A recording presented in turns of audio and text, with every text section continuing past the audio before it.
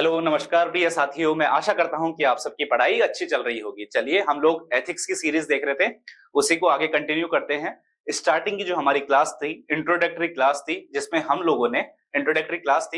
लोगों ने सिलेबस का आपको डिस्कशन किया था कि सिलेबस में कौन कौन सा टॉपिक है और आपको कहां से पढ़ना है और कितना इन डेप्थ उसमें जाना है, या किस प्रकार से क्वेश्चंस बनते हैं, किस प्रकार से क्वेश्चंस उसके फ्रेम होते हैं, टाइप्स ऑफ क्वेश्चंस किस तरीके से बनते हैं। तो हम लोगों ने सिलेबस का एक ब्रीफ इंट्रोडक्शन दिया था और हमने कहा था कि हम लोग इस अप्रोच के साथ चलेंगे। और अप्रोच में फिर ये और चीज डिस्कस हुई थी क्योंकि हमेशा कंटिन्यूटी हमेशा मेंटेन करनी जरूरी है। तो चीज ये डिस्कस हुई थी कि जैसे आपको नोट्स बनाने हैं, ठीक है, आपको नोट्स बनाना है तो आपको क्या करना पड़ेगा। फॉर एग्जाम्पल, इंटीग्रिटी के ऊपर बारे में बात कर रहे हैं तो इंटीग्रिटी की डेफिनेशन आपको लिखना है। स्टैंडर्ड एक डेफिनेशन, आप कुछ भी बना सकते हो, कतनी और करनी रहे एक, वो तो एक स्लोगन हो गया, ठीक है। उसकी एक आपके पास डेफिनेशन रहनी चाहिए। ये आपकी कॉपी का पेज है, इसके बारे में भी अपना डिस्कशन हो चुका है। ये आपकी कॉपी का पेज हो गया, ये साइड में ये चीज हो गई, यहाँ पे आपको इस तरीके से करना है। Then you have to link current examples के आपको एग्जांपल देखने हैं, ठीक है। हिस्टोरिकल अगर आपके पास कोई एग्जांपल है तो उसको देखना है, हिस्टोरिकल एग्जांपल अगर कोई है तो वो आपको देखना है। और उसके साथ साथ में आपके पास में क्या है, पर्सनल लाइफ से संबंधित एग्जांपल है। पर्सनल लाइफ जो हमारी फर्स्ट लेक्चर होता है उसमें थोड़ा सा लाइट का इशू था और एक कलर का इशू था जो रिजॉल्व हो गया है, ठीक है। जब अपन खुद भी उसको देखते हैं तो अपन को पता चलता है कि ये इशू था, वो रिजॉल्व हो चुका है। तो पर्सनल लाइफ के एग्जांपल देख सकते हो, फिर आप कोई कोटेशन आप देख सकते हो, ठीक है, कोटेशन आप देख सकते हो। और लास्ट में अगर करंट से आप डेली पढ़ते रह रहे हैं और फिर आपको कुछ लगता है कि यहाँ पर एड ऑन करना है तो हमको एड ऑन करना चाहिए। फिर मैंने आपको अप्रोच बताई थी, अप्रोच आपको डिस्कस करी थी और अप्रोच में यही कहा था कि अभी हम लोग क्या करेंगे, टॉपिकल अप्रोच लेके चलेंगे। टॉपिकल मतलब एक एक टॉपिक को उठाएंगे और टॉपिक के साथ साथ करंट एग्जांपल्स को लिंक करेंगे, क्या क्या इश्यूज है उसको देखेंगे। फॉर एग्जांपल, एनवायरमेंटल एथिक्स हो गया, ठीक है, कॉर्पोरेट एथिक्स हो गया, बिजनेस एथिक्स हो गया, मीडिया एथिक्स हो गया, डेटा रिलेटेड एथिक्स हो गए। इन सब चीजों को अपन क्या है देखने की कोशिश करेंगे। तो वो अपनी अप्रोच रहेगी टॉपिकल। रीजन भी क्योंकि बहुत सारे अगर एग्जांपल्स अगर आपको आते हैं तो बहुत आसान होता है आपके लिए क्वेश्चन को अटेम्प्ट करना। खास करके जब कोटेशन बेस्ड क्वेश्चंस है वो यूपीएससी में भी आएंगे और यूपीएससी का भी सेम ही है, अप्रोच एग्जैक्टली सेम है एग्जाम की, कि आपको उनके डेफिनेशंस जो है, टर्मिनोलॉजी है, वो सब पता होनी चाहिए। अभी आगे की जब क्लास होगी जिसमें हम डायमेंशंस ऑफ एथिक्स देखेंगे, यानी कि डायमेंशंस ऑफ एथिक्स देखेंगे, तब उसमें हम लोग देखेंगे ड्यूटी बेस्ड एथिक्स देखेंगे, डियोंटोलॉजिकल बेस्ड, एंड्स बेस्ड एथिक्स देखेंगे, जिसमें थियोलॉजी या फिर यूटिलिटेरियनिज्म, इस तरीके के कॉन्सेप्ट्स हमारे पास आएंगे, ठीक है। तो वो कॉन्सेप्ट्स भी हम लोग वहां पे देखेंगे, तो इसलिए टेंशन नहीं लेने का। क्या करना है कि अप्रोच हमेशा ये रहेगी कि आपको टर्मिनोलॉजी एबीसीडी आपकी तैयार होनी चाहिए, जिससे आप कोई भी आंसर को बहुत ही सेटिस्फैक्टरली अटेम्प्ट कर सके, ठीक है। सेकंड अपनी अप्रोच रहती है वह रहेगी थिंकर्स अप्रोच, ठीक है। सेकंड हमारी क्या रहेगी, थिंकर्स की, जो थिंकर्स रहेंगे, और लास्ट में फिर हम उसका मिक्सअप करके देख लेंगे थिंकर्स, ठीक है। लास्ट में हम लोग एग्जांपल से लिंक करके थिंकर्स यानी कि सॉक्रेट्स होगी, जैसे वर्च्यू की बात करी, ठीक है, टॉपिक हो गया वर्च्यू। लेकिन अगर अपन थिंकर की भी बात करेंगे तो सॉक्रेट्स कुछ बोलते हैं वर्च्यू के बारे में, प्लेटो कुछ बोलते हैं, एरिस्टोटल कुछ बोलते हैं, knowledge is virtue, courage, wisdom, justice, temperance, ये सब चीजों को आपको मिक्स करके यूज करना है, ठीक है। और आपके वहां पे रोल ऑफ लीडर्स भी एक टॉपिक है, रोल ऑफ लीडर्स, और उनसे हम क्या सीख सकते हैं। तो हम लोग इन जनरल क्या है, हमने ये देखा कि जब हम लोग पढ़ेंगे तो उनसे क्या सीख सकते हैं। तो इन जनरल इन सब में सारी क्वालिटीज सेम होती है, मोर और लेस क्वालिटीज इनमें सेम होती है, ठीक है। बस हमको उन्हीं टर्मिनोलॉजीज का अच्छे से इस्तेमाल करना है ताकि आप अपने आंसर को अच्छा बना सके, ठीक है, अपने आंसर को अच्छा आंसर बना सके। तो अभी हम लोग क्या करेंगे, फटाफट से टॉपिकल अप्रोच है तो टॉपिक्स देखेंगे, फिर जो लास्ट में बचेगा तब हम थिंकर्स देखेंगे, ठीक है। फिर एक आपके पास रह जाएगा केस स्टडी वाला। केस स्टडी आरएस में एक केस स्टडी अभी तक हाल फिलहाल में पूछी नहीं गई है, लेकिन अगर आएगी तो एक केस स्टडी आएगी और एक केस स्टडी आपके 10 मार्क्स की आएगी। उसका एक सेट पैटर्न होता है अटेम्प्ट करने का, वो आपको पता होना चाहिए। और लास्ट में इसमें ही डिलेमा होता है, क्योंकि अल्टीमेटली डिलेमा दो राइट ऑप्शंस के बीच में होता है, डिलेमा होता है। रॉन्ग है तब तो आपको पता ही चल जाएगा कि ये रॉन्ग है, ये नहीं करना है। जब दो राइट ऑप्शंस होंगे तब आपके बीच में डिलेमा होता है। फॉर एग्जांपल, ये केस स्टडी अपन ने देखी भी है, कि एक आइलैंड पे बहुत सारे लोग हैं, अलग अलग तरह के लोग हैं, वो फंस जाते हैं, तो और आपके पास लिमिटेड साधन है, आप किसको बचाएंगे? या फिर आपके पास कोई, आप एक सिविल सर्वेंट है, कोई ओल्ड लेडी आती है पेंशन के लिए, 60 प्लस की लेडी है, वो पेंशन स्कीम का फायदा लेने के लिए आपके पास आती है, बट उसके पास कोई डॉक्यूमेंट नहीं है, ठीक है, बट उसके पास कोई डॉक्यूमेंट नहीं है। अब इस कंडीशन में, इस सिचुएशन में आपके पास क्या रहेगा कि आप उसकी मदद करें, ठीक है। तो कहीं ना कहीं एक तरफ है आपकी सब्जेक्टिविटी, दूसरी तरफ आपका इमोशनल इंटेलिजेंस, यानी कि आप डिलेमा में है कि इस स्कीम का फायदा तो इस लेडी को मिलना ही चाहिए, इस स्कीम का फायदा तो इस लेडी को मिलना ही चाहिए, बट वहीं नोलन समिति, जो नोलन कमेटी है, उसका जो ऑब्जेक्टिविटी है कि आपको based on facts, rational behaviour को देखते हुए आपको उस चीज का ध्यान में रखना है, उस चीज को ध्यान में रखना है, ठीक है। तो थिंकर्स, एग्जांपल्स, केस स्टडी, ये हम देखेंगे। केस स्टडी के लिए आपको ये है कि हाउ टू रिजॉल्व डिलेमा, वो है मैं आपको एक पैटर्न बता दूंगा, लेकिन अल्टीमेटली ये आपका डिसीजन होगा कि आप क्या करेंगे। कुछ सिविल सर्वेंट, यानी कि जब आप बैठेंगे तो कुछ होंगे जो उसको पेंशन स्कीम का फायदा नहीं देंगे, कुछ होगा जो उनको पेंशन स्कीम का फायदा देंगे।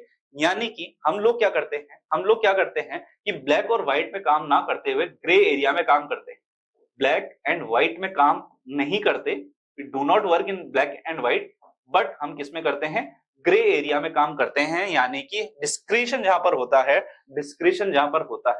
डिस्क्रिशन रोल जहां पर आता है, यानी कि बेस्ड ऑब्जेक्टिविटी और सब्जेक्टिविटी का मिक्स्ड है या डिस्क्रिशन है, तो ये आपके ऊपर डिपेंड करता है कि आपको उनको फायदा देना है कि नहीं, अल्टीमेटली आपको किसका फायदा करना है। तो सारी केस स्टडीज इसी तरीके से रहेगी। फॉर एग्जांपल एनवायरमेंटल की केस स्टडी इस तरीके की आती है कि आप कंपनी के मैनेजर है, ठीक है, और वो जो कंपनी है बहुत बड़ी कंपनी है, आपको बहुत ज्यादा रिक्वायरमेंट है पैसों की, इसलिए आप वहां पे जॉब कर रहे हैं, आप जॉब छोड़ नहीं सकते फैमिली कंडीशंस, फैमिली रेस्ट्रिक्शंस को देख के। लेकिन जो कंपनी है उसका जो वेस्ट है, वो वेस्ट क्या है, जनरेट हो रहा है और वो एक पानी में जा रहा है, जिससे आसपास के लोग जो है वो पानी पीते हैं। अब ऐसी कंडीशन में आपके पास क्या ऑप्शंस रहेंगे, आप क्या करेंगे? अब एक कंडीशन है कि आप खुद को उस जगह रख के देखिए, जिसको बोलते हैं आप एम्पैथी, खुद को उसकी जगह रख के देखिए और फिर आप कोई एक्शन लेते हैं, दैट इज कंपैशन। यानी कि अब आप देखो कि आपका जो एक्शन होगा वो कैसे गवर्न होगा, आपका एक्शन कैसे गवर्न होगा। तो आपकी जो पैरामीटर्स है, आपका जो थॉट प्रोसेस है, आपकी जो एटीट्यूड है, आपकी जो अपब्रिंगिंग है, वो सारे की फैक्टर्स आपको रोल प्ले करेंगे कि आपका अल्टीमेटली डिसीजन क्या रहने वाला है। कि कुछ लोग होंगे, बिल्कुल होते हैं, और बोलेंगे मैं आराम से क्विट करूंगा। तो केस स्टडी का एक पॉइंट होता है कि एक तरफ हमको पॉजिटिव साइड लिखते हुए चलना है, जैसे कि एक ऑप्शन है कि हम लोग कंपनी का फेवर करें, ठीक है, दूसरा ऑप्शन है कि हम लोग पानी गांव वालों का कंप्लीट फेवर करें, और थर्ड जो आपको सिविल सर्वेंट की तरह करना है वो है आपको ग्रे एरिया में काम करना है, कोई सॉल्यूशन बेस्ड काम करना है। सॉल्यूशन में भी अगेन आपको सॉल्यूशन जब आप देंगे, सॉल्यूशन वाली अप्रोच रहनी चाहिए, आपकी प्रॉब्लमेटिक अप्रोच नहीं होनी चाहिए। और सॉल्यूशन में भी आपके होंगे इमीडिएट यानी कि short term and long term, ठीक है, इमीडिएट यानी कि short terms and long term solution आपके रहने वाले हैं। तो ये चीज आपको ध्यान रखनी है, ठीक है। कहीं से भी पढ़ो, कैसे भी पढ़ो, बस इतना सा है कि आपकी क्लियर होनी चाहिए अप्रोच क्या है, सिलेबस आपके पास पता होनी चाहिए, प्रीवियस ईयर क्वेश्चंस कैसे बने वो पता होने चाहिए, और बहुत सारे कीवर्ड्स आपके साथ होने चाहिए जिससे आप अच्छा स्कोर कर सको। बाद में फिर आप लोग पढ़ते रहो, उसमें ही एड ऑन करते रहो, उसी में एड ऑन करते रहो, जिससे कि आपको आपका आंसर अच्छे से मिल जाए, ठीक है, आपको आपका आंसर अच्छे से मिल जाए। तो लास्ट टाइम पे हम लोगों ने कॉर्पोरेट गवर्नेंस पे आ गए थे, एथिक्स का हम लोगों ने देख लिया था, और कॉर्पोरेट गवर्नेंस की बात चल रही थी, कॉर्पोरेट गवर्नेंस के हम एग्जांपल्स देख रहे थे, ठीक है। मीडिया एथिक्स के हमने खूब सारे एग्जांपल्स देखे थे, टीआरपी वाला इशू देखा था, और सोशल मीडिया का Kiki challenge, blue whale, Twitter nationalism, ये सारी चीजें हम लोगों ने देखी थी, ठीक है। डेटा प्रोटेक्शन बिल, ये सारे इश्यूज जो है आपके जीएस में भी रहते हैं। अगेन फिर कॉर्पोरेट गवर्नेंस की बात करें तो कॉर्पोरेट गवर्नेंस क्या है? These are the set of rules and regulations through which a company is governed or directed. These are rules and regulations, यानी कि corporate governance कहा जाए, these are set of rules and regulations through which a company is governed and directed. अब जब भी आप corporate governance का देखोगे तो दूसरी तरफ यानी कि साइमल्टेनियसली सामने वाली तरफ आपको एनवायरमेंटल इश्यूज हमेशा देखने को मिलेंगे, ठीक है। इसीलिए हम लोग सस्टेनेबल डेवलपमेंट की बात करते हैं, यानी कि जहां आपको कॉर्पोरेट गवर्नेंस जैसे देखोगे तो कहीं ना कहीं कुछ बिजनेस बढ़ रहा है तो दूसरी तरफ एनवायरमेंट को नुकसान डेफिनेटली पहुंचता है, तो हम लोग बैलेंस की बात करते हैं, सस्टेनेबल डेवलपमेंट की बात करते हैं, बुद्धा के टर्म्स में बात करी जाए, एथिकल टर्म्स में बात करी जाए तो मध्यम मार्ग की बात करते हैं, या टू अवॉइड एक्सट्रीमिटीज की बात करते हैं। तो कॉर्पोरेट गवर्नेंस में सबसे इंपॉर्टेंट जो चीज है वो है अपने पास में, ये responsibility of corporate is to prevent corporate greed ensure that businesses are operated in a responsible and transparent way. ठीक है, ट्रांसपेरेंट मैनर में बिजनेसेस को रन करना है। अब आप बहुत सारे इश्यूज, जैसे शायद लास्ट टाइम डिस्कस हुआ होगा, गाफा टैक्स जो होता है, ठीक है, गाफा टैक्स के बारे में अपने पास टॉपिक आया होगा। शेल कंपनीज जो ऑपरेट होती है टैक्स हेवन कंट्रीज में, किस प्रकार से शेल टैक्स कंपनीज जो ऑपरेट करती है, ठीक है, मनी लॉन्ड्रिंग का जो केस होता है, फेमा वगैरह, ये सारे उसी में होते हैं। उसके अलावा आपके पास हॉलमार्क्स होते हैं, मिलावट जिसको कहते हैं, मुनाफाखोरी, मिलावट भी होती है, हॉलमार्क्स होती है, हॉलमार्किंग होती है। ठीक है, तो इसमें सबसे इंपॉर्टेंट चीज क्या ध्यान रखनी कॉर्पोरेट गवर्नेंस में, कि आपके जो इंटरेस्ट है, आपके जो शेयर होल्डर्स है, उनका भी इंटरेस्ट ध्यान में रखा जाए। आपके जो शेयर होल्डर्स हैं उनके भी इंटरेस्ट या बेनिफिट में एक्शन लिया जाए। ठीक है, इसी में टर्म्स आती है जैसे इनसाइडर ट्रेडिंग। इनसाइडर ट्रेडिंग यानी कि मैं किसी कंपनी में काम कर रहा हूं और मैं उसके खूब सारे सीक्रेट्स जानता हूं, अगर मैं उसका मैनेजमेंट उसको लीक करता हूं, उस मैनेजमेंट को लीक करता हूं, then I am not an ethical person. ठीक है, क्यों? क्योंकि उससे वो कंपनी लॉस में जा सकती है, सामने वाली कंपनी जो दूसरी है वो उससे अच्छा कंपटीशन दे सकती है, उसके पास उसके मैनेजमेंट पॉलिसीज है। इसी के लिए फिर हम लोगों ने कॉपीराइट, ट्रेडमार्क्स, ये सब, ट्रेड सीक्रेट्स एक्ट, ये सारी चीजें हम लोगों ने लगा रखी है। ठीक है, तो सबसे इंपॉर्टेंट पार्ट क्या है कॉर्पोरेट गवर्नेंस का?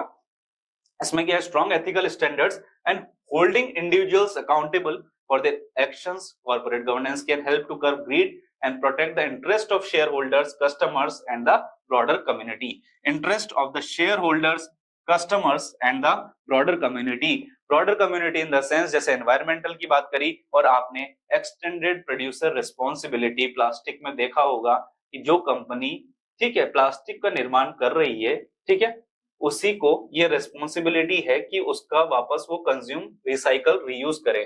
ठीक है, एक्सटेंडेड प्रोड्यूसर रिस्पॉन्सिबिलिटी। सेम ई व्हीकल्स, ई इलेक्ट्रॉनिक आइटम्स में भी ये चीज लागू हो रही है। ठीक है, एक्सटेंडेड प्रोड्यूसर के साथ साथ कंज्यूमर भी आप अपने तरफ से एड ऑन कर सकते हो, कि आपके पास भी ऑप्शन है, जैसे दूध की थैली है, उसको आप साइड से काट देते हो, छोटा सा है, साइड से पीस काट देते हो, तो उसको वेस्ट कर देते हो, जबकि अगर आप उसको वापस दे के आओगे तो उसका भी कुछ पैसा मिलेगा। That is extended producer responsibility. ठीक है, वो चीजें भी आपको ध्यान में रखनी है। सिमिलरली एमएमडीआर एक्ट जो है हमारा, MMDR, mines and minerals development and regulation act 2016 का, उसमें यह है कि मिनरल एक्टिविटी होगी तो उसके डेफिनेटली आसपास एनवायरनमेंट को काफी नुकसान होगा, तो उसके लिए यही एमएमडीआर में क्या है, डीएमएफ फंड बनाया हुआ है, डिस्ट्रिक्ट मिनरल फंड बनाया हुआ है, जिससे कि क्या है कि आपको उसके एरिया का विकास करना पड़ेगा, उसी फंड की मदद से उस एरिया का क्या करना पड़ेगा, विकास करना पड़ेगा। It is also a part of corporate social responsibility, that is समाज के लिए क्या है, कॉर्पोरेट सोशल रिस्पॉन्सिबिलिटी। ठीक है, ये सब की टर्म्स है जो आपको इस्तेमाल करने हैं। CSRS पर कंपनीज एक्ट, ठीक है, 2013, corporate social responsibility, corporate scientific responsibility.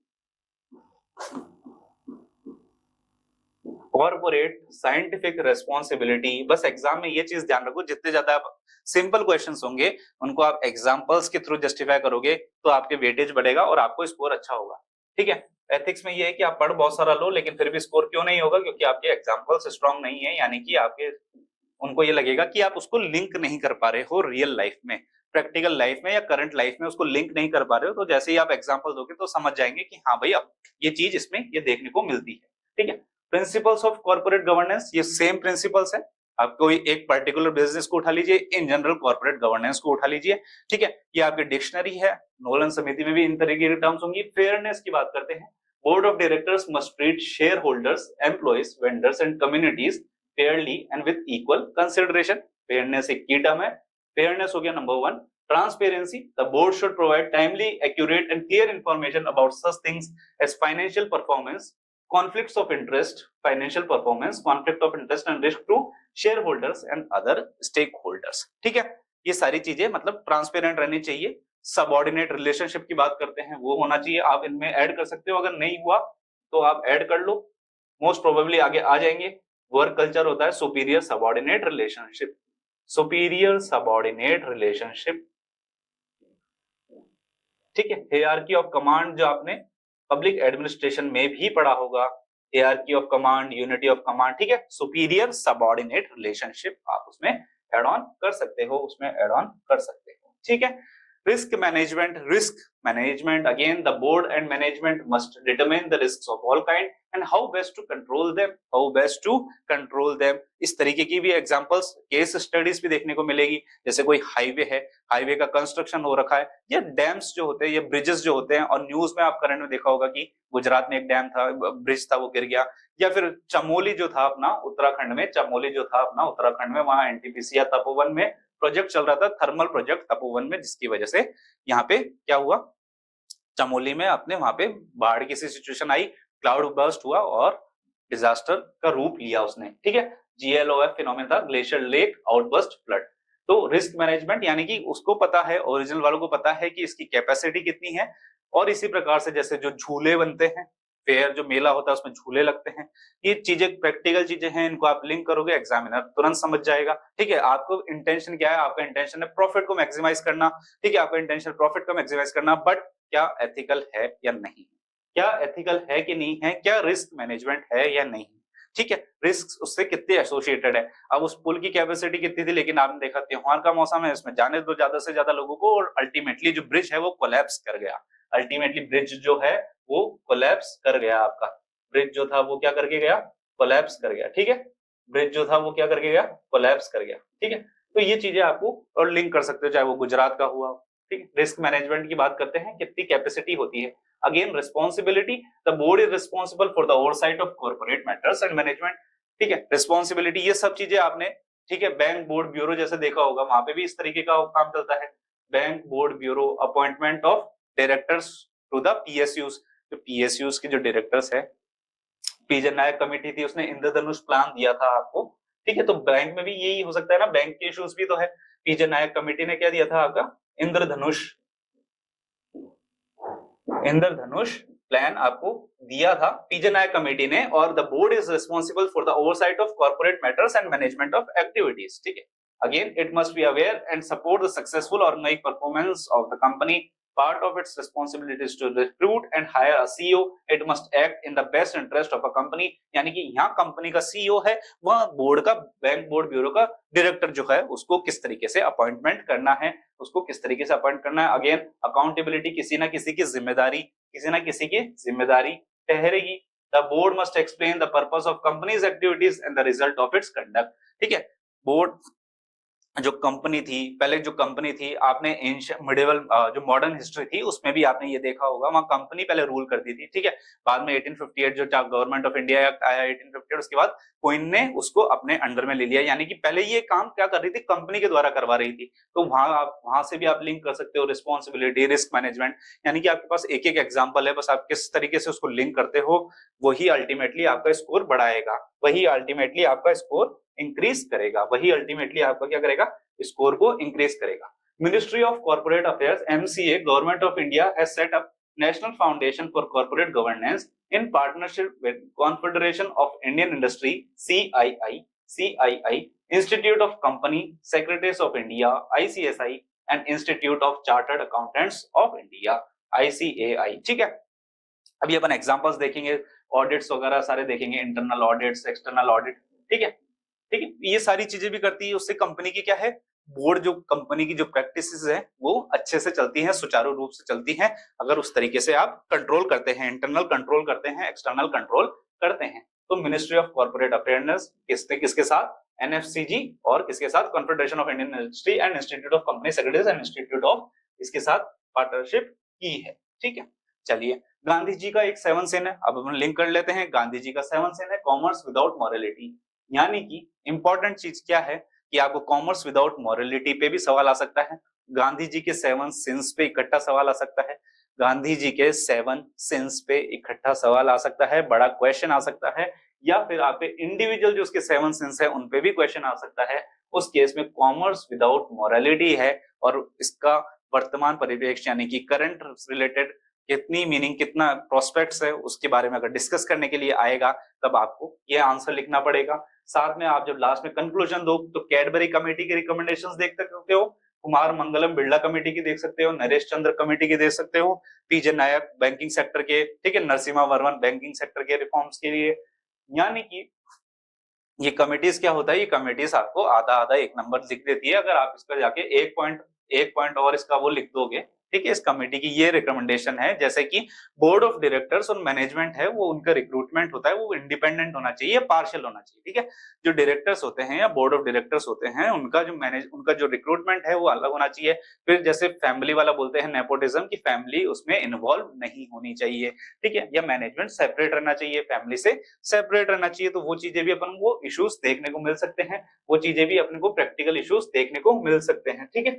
तो ये चीजें आप लिखोगे तो आपको लिखेगा, ठीक है। Economics capital market, capital market economics capital market, capital market से मतलब ये है जो आपके कैपिटल मार्केट में स्टॉक मार्केट जो है, कैपिटल मार्केट यानी कि स्टॉक मार्केट जो है, स्टॉक मार्केट से संबंधित मतलब आपके जैसे जो पोंजी स्कीम्स जो आती है, ठीक है, अलग अलग, ठीक है, या आपके ब्रोकर शेयर्स जो होते हैं, शेयर्स डिविडेंड्स, और उसमें आप लोग जो घाटा या मुनाफा करते हो, ठीक है, जो प्रॉफिट कमाते हो, ठीक है, तो डीमैट अकाउंट्स प्रॉपर है कि नहीं है, डीमैट अकाउंट प्रॉपर है कि नहीं है, ठीक है। उसके अलावा ILFS क्राइसिस आपने सबने न्यूज में सुना होगा क्योंकि आप लोग सब करंट अफेयर्स भी अच्छे से पढ़ रहे हैं, ठीक है।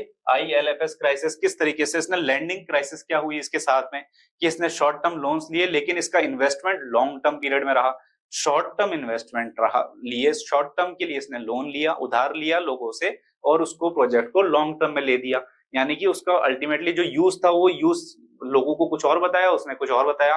तो जैसे मान लो उसने छोटे काम के लिए प्रोजेक्ट के लिए पैसा लिया, अब उसने हाईवेज वगैरह जैसे जो टनल है उसमें पैसा इन्वेस्ट कर दिया, अब वो टनल में डैम्स उसमें तो क्या है काफी टाइम लगेगा आपको पैसा रिटर्न आने में, काफी टाइम लगेगा आपको पैसा रिटर्न होने में। उस केस में आपके पास क्या है कि आपने जो आपके शेयर होल्डर्स है उनका बेनिफिट ध्यान नहीं रखा, क्यों, वो तो वापस जैसे ही टाइम पीरियड खत्म होगा, छोटा सा टाइम पीरियड के लिए लिया था, जैसे ही टाइम पीरियड ओवर होगा वो तो अपना पैसा वापस डिमांड करेंगे।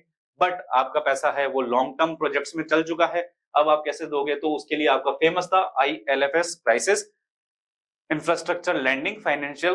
तो ये आप क्या है जैसे ही करंट एग्जांपल कॉमन एग्जांपल जब लिंक करोगे तो एग्जामिनर को समझ में आ जाएगा, ठीक है। मोन्सेंटो का इश्यू था, मोन्सेंटो का क्या इश्यू था, फार्मर्स का क्राइसिस, फार्मर्स को गुजरात के जो फार्मर्स थे उनको कोर्ट में सो किया, उनको बुलाया क्यों, क्योंकि उन्होंने जो वेराइटी थी, हाइब्रिड वेराइटी जो थी, जो चिप्स में यूज होती है, आलू के जो चिप्स होते हैं, पोटैटो जो चिप्स होते हैं, उसमें जो स्पेशल टाइप ऑफ वेराइटी जो यूज होती है, हाइब्रिड वेराइटी यूज होती है, मोन्सेंटो के द्वारा बनाई जाती है, उसके पास कॉपीराइट था, उसको क्या किया उन्होंने, ठीक है। तब वहां किसानों को ये था कि किसानों की नेग्लिजेंस की वजह से हुआ, उनको पता नहीं था इसके बारे में, उनको ये पता नहीं था, ठीक है।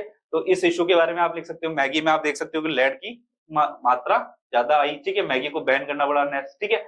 तो ये करंट एग्जांपल्स है, इनको लिखोगे तो आपके कॉर्पोरेट गवर्नेंस में जॉनसन बेबी पाउडर आता है, उसमें भी कुछ केमिकल्स आए, उसकी वजह से उसको कोर्ट में उस पर रेस्ट्रिक्शंस लगानी पड़ी, ठीक है, ठीक है। कंज्यूमर अफेयर्स वाला था, अभी कंज्यूमर अफेयर्स वाला रिसेंट एग्जांपल्स जैसे जो कोचिंग्स थे उन्होंने क्या हाईलाइट किया बहुत सारा कि रिजल्ट्स यहाँ से आए 20 जो कोचिंग इंस्टीट्यूट्स थे उनको भी, तो वो भी आप कॉर्पोरेट गवर्नेंस में एग्जांपल लिख सकते हो। सत्यम स्कैम हो गया या 2G जो स्कैम हो गया, ठीक है, कोल स्कैम्स हो गए, जितने भी स्कैम्स है वो आप कॉर्पोरेट गवर्नेंस में लिख सकते हो कि failure of corporate governance, black marketing, tax evasion, हमने बताया कि किस प्रकार से जो शेल कंपनीज है, टैक्स हेवन कंट्रीज है, double taxation, anti avoidance, DTAA agreement हो रखा होता है, डबल टैक्सेशन एंटी अवॉइडेंस हो रखा होता है, यानी कि दो कंट्रीज के बीच में डबल टैक्सेशन एंटी अवॉइडेंस है कि कंट्री एक ही जगह पर टैक्स देगी, तो जहां टैक्स कम है वहां टैक्स दे देगी, टैक्स मान लो कहीं पे तो 0% ही वहां टैक्स दे देगी, तो कहेगी कि अब हमको इंडिया में टैक्स देने की जरूरत नहीं है क्योंकि हमने टैक्स हेवन कंट्रीज में टैक्स दे दिया है। अब यहाँ पे भी क्या है कि यहाँ पे टैक्स इन्होंने दिया है, इन्होंने कागज में दिया है, कंपनी वहां पे फंक्शनिंग नहीं है, बस क्या है वहां पे कागज में चल रही है। District mineral fund MMDR act 2016 की हमारी बात हो ही चुकी है, ठीक है। Environmental case studies release of toxic material, ठीक है, वो हमने देखा है। पुष्पा मूवी जो हमने देखी है कि किस प्रकार से अगर आप एक्सेसिव यूज करते हैं, या उस मूवी से भी आप देख सकते हैं कि माइनिंग जो एक्टिविटीज होगी, या डैम रिहेबिलिटेशन वाले इशू होंगे, या नर्मदा बचाओ आंदोलन हो गया, जब वो अपन एनवायरमेंटल एथिक्स में भी ये कॉमन एग्जांपल देखेंगे, और यही कॉमन एग्जांपल्स आपके इसमें भी है, ठीक है। ट्राइबल डिस्प्लेसमेंट वगैरह सब इसमें आ जाएगा। Pressure groups, money power, elections, Airtel, 5G towers, pressure group की तरह ये काम करते हैं, ठीक है। कॉर्पोरेट टर्मिनोलॉजी इंक्रीज कर लो, जो कॉर्पोरेट गवर्नर, जो कॉर्पोरेट बिजनेसेस है, बड़े बिजनेसेस है, और आप न्यूज भी देखते होंगे, उसमें देखते होंगे कि दीज आर प्रेशर ग्रुप्स। ये क्या है? प्रेशर ग्रुप्स है। मनी पावर होता है, इलेक्शंस को इन्फ्लुएंस करने की पावर रखते हैं, मनी पावर का इस्तेमाल कर सकते हैं, इन्फ्लुएंस को इलेक्शंस को इन्फ्लुएंस करने में इनका काफी योगदान हो सकता है, ठीक है, काफी योगदान हो सकता है, because ultimately they have money power, ultimately they have money power. और एग्जांपल देख लो, ठीक है, positive negative, Alibaba collaborating with world health program, इस तरीके की भी कुछ होते हैं, अपने टाटा वाले भी करते हैं, फंड्स भी रेज करते हैं, ठीक है। क्या करते हैं? नेगेटिव साइड नहीं है, पॉजिटिव साइड्स भी है कि ये लोग फंड वगैरह भी रेज करते हैं, कॉर्पोरेट सोशल रिस्पॉन्सिबिलिटी के तहत बहुत सारी एक्टिविटीज करते हैं। इसी प्रकार से अलीबाबा ने क्या किया? वर्ल्ड हेल्थ प्रोग्राम के साथ कोलैबोरेट किया।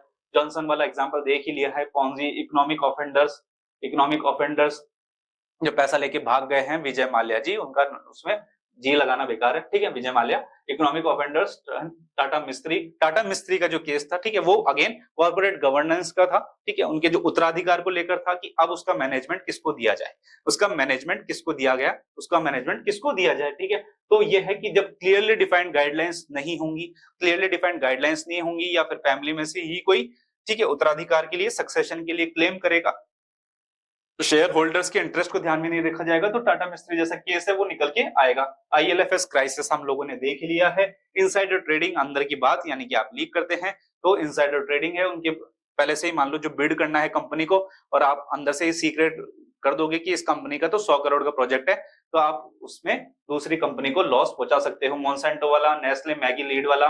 कंपैशनेट कैपिटलिज्म कीवर्ड है, कंपैशनेट कैपिटलिज्म, ठीक है। और ट्रस्टीशिप प्रिंसिपल भी यही बोलता है गांधी जी का कौन सा है?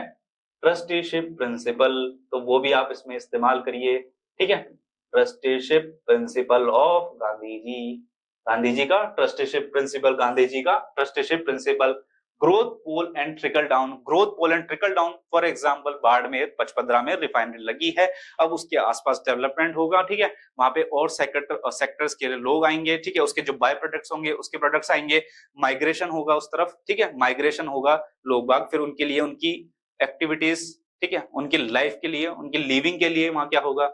सोशल ग्रुप बनेंगे, उनके स्कूलिंग होगी, हेल्थ इंफ्रास्ट्रक्चर होगा, तो ऑटोमेटिकली क्या होगा? एक ग्रोथ पोल की तरह काम करेगा। एक ग्रोथ पोल है जो ट्रिकल डाउन हो रहा है, यानी कि उसके आसपास भी एरिया बढ़ता जा रहा है, फैलता जा रहा है, डेवलपमेंट होता जा रहा है। तो ये कीवर्ड है growth pole and trickle down. Inclusive development की आप यहाँ पे बात कर सकते हो, ठीक है। वेलफेयर इकोनॉमिक्स की आप बात कर सकते हो। Ethical business index, PM cares fund, again PM cares fund को लेकर आपको सबको पता होगा। Green economy, ethical business practices, labour welfare laws, ये अपने मॉडर्न हिस्ट्री में भी इस तरीके के लॉज थे, फैक्ट्रीज एक्ट, बॉयलर्स एक्ट, और अभी भी लेबर, और साथ में केस स्टडी भी आपके सामने आएगी कि जब कभी लेबर स्ट्राइक पे जाती है, उस केस में आपको किस प्रकार से काम करवाना है, तो वहां पे आप केस स्टडी में भी लेबर के संबंधित और इन जनरल ह्यूमन राइट्स और बेसिक नीड्स सबकी आवश्यकता है, तो उनको वो सब प्रोवाइड करना जरूरी है, ठीक है। कम्युनिटी वॉलंटियरिंग, फिलैंथ्रोपी, ये environmental possibilism versus determinism and socialism versus करता है, ठीक है। यानी कि अपने आप में कीवर्ड्स जो है, यानी कि एग्जांपल्स जो है आपके पास खूब सारे होने चाहिए। फिर कॉर्पोरेट गवर्नेंस का क्वेश्चन आए, कॉर्पोरेट सोशल रिस्पांसिबिलिटी का क्वेश्चन आए, या इन जनरल, तो आपको ये सब एग्जांपल्स को आप किस तरीके से यूज करते हो, यूटिलाइज करते हो, या केस स्टडी आए तब आप वहां कैसे यूज करते हो, ये आपके ऊपर डिपेंड करता है, ठीक है, आपके ऊपर डिपेंड करता है, ठीक है। What are the distinctive features of environmental ethics? Why has environmental ethics become one of the major concerns in the contemporary world? जहां हमने कॉर्पोरेट बिजनेस की, ठीक है, बात करी, वहीं एनवायरमेंट रिलेटेड इश्यूज हमारे सामने देखने को मिलते हैं, जैसे कि रिसेंटली हम लोग जो डिजास्टर्स देख रहे हैं, ठीक है, जो क्लाइमेट चेंज हम जो देख रहे हैं, या डिजास्टर्स हम लोग जो देख रहे हैं, क्लाइमेट चेंज जो देख रहे हैं, या फिर फ्रीक्वेंसी ऑफ डिजास्टर्स जो देख रहे हैं, डिजास्टर पहले भी होते थे, लेकिन जो फ्रीक्वेंसी ऑफ डिजास्टर्स है जो दिल्ली में, जैसे दिल्ली में स्वाम्स आए, कंटिन्यूअसली आए जा रहे हैं छोटे छोटे भूकंप, है ना, दिल्ली स्वाम्स, छोटे छोटे भूकंप जो आए जा रहे हैं। और उसके साथ साथ आप एक चीज और देख सकते हो कि जिस प्रकार से क्लाइमेट चेंज हो रहा है, ग्लोबल वार्मिंग बढ़ रही है। क्लाइमेट चेंज होने से क्या है, ग्लोबल वार्मिंग बढ़ रही है। ग्लोबल वार्मिंग होने से क्या है, जो आइस कैप्स है, आइस कैप्स क्या है, मेल्ट हो रहे हैं। आइस कैप्स के मेल्ट होने से क्या है, जो सी लेवल है वो इंक्रीज हो रहा है, और सी लेवल इंक्रीज होने से क्या है, जो कोस्ट है वो ज्यादा डेवलप हो रहे हैं, कोस्ट लाइन्स ज्यादा डेवलप हो रही हैं, और कोस्ट ज्यादा डेवलप होने से अल्टीमेटली क्या है, वेटलैंड्स जो है वो ज्यादा डेवलप हो रहे हैं। वेटलैंड्स के डेवलप होने से क्या होगा, वेटलैंड्स के डेवलपमेंट से क्या है कि मीथेन ज्यादा रिलीज होगी। आपको पता है wetlands are rich source of methane, methane gas release होगी, और methane is a green house gas, और ग्रीन हाउस गैस क्या करेगी, ग्लोबल वार्मिंग करेगी। ग्रीन हाउस गैस क्या करेगी, ग्लोबल वार्मिंग करेगी। ठीक है, यानी कि हुआ क्या ग्लोबल वार्मिंग से, यानी कि ग्लोबल वार्मिंग, क्लाइमेट चेंज जो था, ग्लोबल वार्मिंग से हम लोगों ने चालू किया, और ग्लोबल वार्मिंग से क्या हुआ, जो हमारे आइस कैप्स थे या ग्लेशियर्स थे, आइस कैप्स या ग्लेशियर्स थे, वो क्या हुआ, मेल्ट होना चालू हो गया। और ग्लेशियर्स और आइस कैप्स के मेल्ट होने से क्या हुआ, आपके जो सी लेवल है उस वो लेवल क्या है, सी लेवल आपका इंक्रीज कर गया। सी लेवल क्या कर गया, इंक्रीज कर गया। सी लेवल इंक्रीज करने से क्या हो गया, कोस्ट में इंक्रीमेंट हो गया। कोस्ट जो है, कोस्टल एरियाज या कोस्टल एरियाज वो क्या हो गए, वो इंक्रीज हो गए।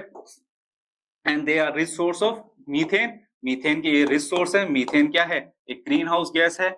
मीथेन क्या है, एक ग्रीन हाउस गैस है। इससे क्या होगा, ग्लोबल वार्मिंग बढ़ेगी।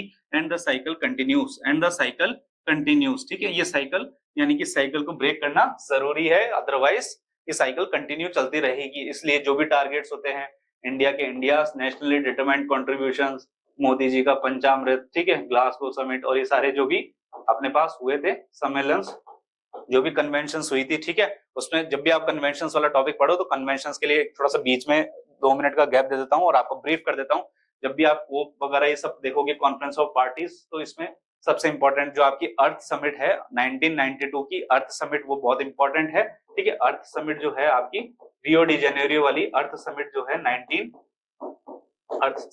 1992 की, वो बहुत ज्यादा इंपॉर्टेंट है। और उसी में से फिर आपके 3 जो मेजर निकल के आई थी, United Nations framework convention on climate change, United Nations convention on biological diversity, और United Nations convention to combat desertification, यानी कि ये तीनों निकल के आई। फिर इनकी कॉन्फ्रेंसेस होती रहती है, कुछ कुछ इंपॉर्टेंट है, ग्लासगो पेरिस सम्मेलन 2015 की, ठीक है, ये सारी चीजें, रियो, ठीक है, red plus plus, Vienna conventions, Montreal protocol, Geneva protocol, ये सारी चीजें आपकी कंटिन्यूअसली चलती रहती है और न्यूज में रहती है। इनकी अलग अलग कॉन्फ्रेंसेस होती है, अलग अलग टाइम पर मीटिंग्स होती रहती है। ठीक है, इंडिया नेशनल डिटरमाइंड कॉन्ट्रीब्यूशंस की ग्लोबल टेम्परेचर है, वो सदी का जो ग्लोबल टेम्परेचर है वो क्या है, आपके 1.5 डिग्री से ज्यादा नहीं होना चाहिए, 2 डिग्री सेंटीग्रेड से ज्यादा नहीं बढ़ना चाहिए।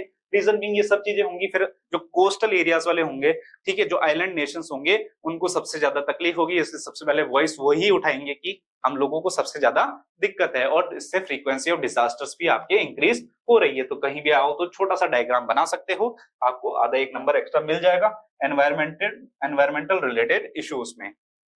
Environmental related issues, there are ethical issues, किसी एक पर्टिकुलर के लिए नहीं है। और ये क्यों है, because there is enough for one's need but not for one's greed. Environmental possibilism versus environmental determinism. Environmental मतलब मनुष्य जो है वो एनवायरमेंट को एक्सप्लोर करता जा रहा है, जितनी पॉसिबिलिटीज है उन सबको एक्सप्लोर करता जा रहा है। जहाँ पे गर्मी थी तो फिर उसने एसीज का निर्माण किया, जहाँ सर्दी थी वहां पे उसने हीटर का निर्माण किया। ठीक है, हीटर का निर्माण किया, यानी कि अगेंस्ट एनवायरमेंट जाने की कोशिश कर रहा है, अगेंस्ट एनवायरमेंट जाने की कोशिश कर रहा है। और हम लोगों ने कई आंदोलन, कई मूवमेंट्स, कई ethical issues, tribal issues, ethnic issues हम लोगों ने इसमें देखे हैं। एथनिक इश्यूज हो गए, ट्राइबल इश्यूज हो गए, डिस्प्लेसमेंट के।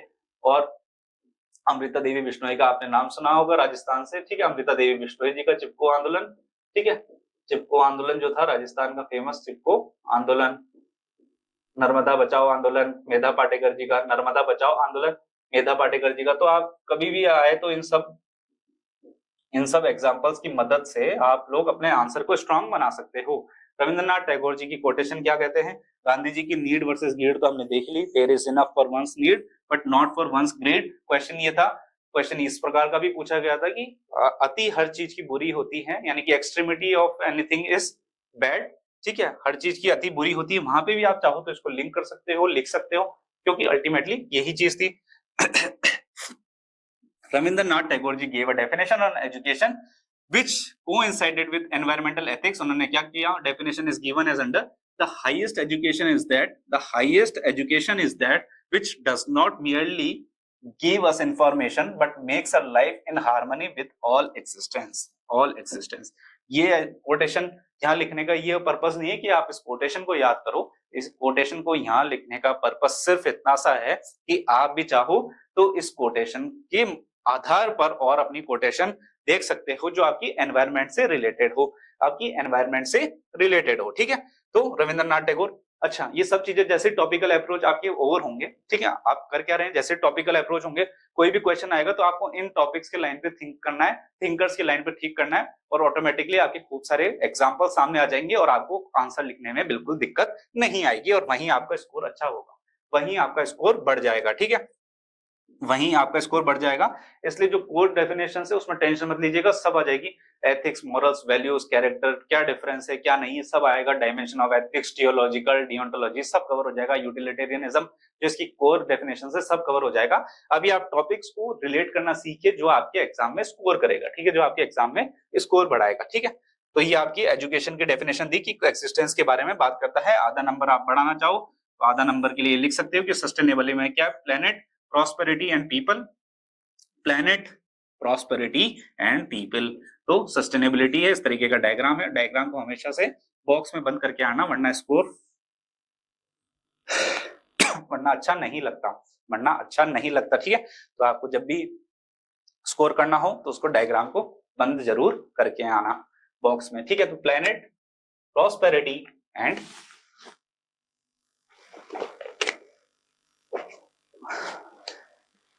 इसमें क्या क्या है आपके एनवायरमेंटल, प्लेनेट में है एनवायरमेंटल इश्यूज, यहाँ पे इकोनॉमिक इश्यूज, यहाँ पे सोशल इश्यूज, तीनों को बैलेंस करके चल रहे हैं। तो अब आपके पास सस्टेनेबिलिटी आ रही है। Measures to maintain environmental ethics, क्या क्या मेजर है, तो उसमें सिर्फ land ethic of Aldo Leopold, आप ये लिख सकते हो, land ethic of Aldo Leopold.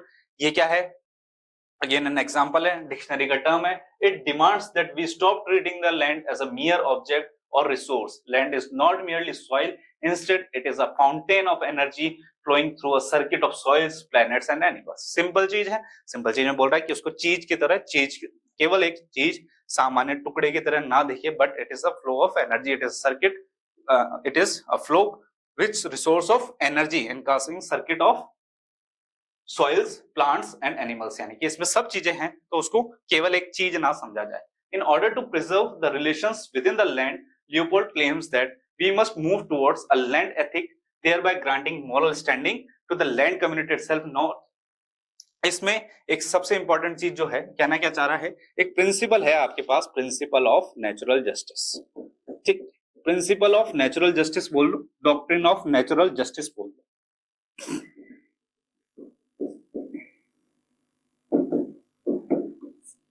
Natural justice ये है, नेचुरल जस्टिस ये बोलते हैं कि नेचर के आधार पर नहीं, इसकी डेफिनेशन ये है कि समान अवसर दिया जाए, इक्वल अपॉर्चुनिटीज दिया जाए दोनों पार्टीज को। यानी कि जब भी आप जस्टिस के लिए जाएंगे, न्याय के लिए जाएंगे, तब दोनों पार्टीज को समान अवसर दिया जाए, दोनों पार्टीज को इक्वल अपॉर्चुनिटी प्रोवाइड किया जाए अपनी बात रखने के लिए। अब जब एनवायरमेंट की बात आती है, फॉर एग्जाम्पल आप गंगा को पल्यूट कर रहे हैं, फॉर एग्जाम्पल एक कंपनी है जो क्या कर रही है, एक कंपनी जो है वो आपको क्या कर रही है, गंगा को पल्यूट कर रही है, ठीक है। तब जब कंपनी के जो रिप्रेजेंटेटिव है वो तो आप चले जाएंगे कोर्ट में, लेकिन गंगा का रिप्रेजेंटेटिव कहां से आएगा, यानी कि उस केस में principle of natural justice follow नहीं हो रहा। क्यों? क्योंकि गंगा का तो कोई रिप्रेजेंटेटिव ही नहीं है।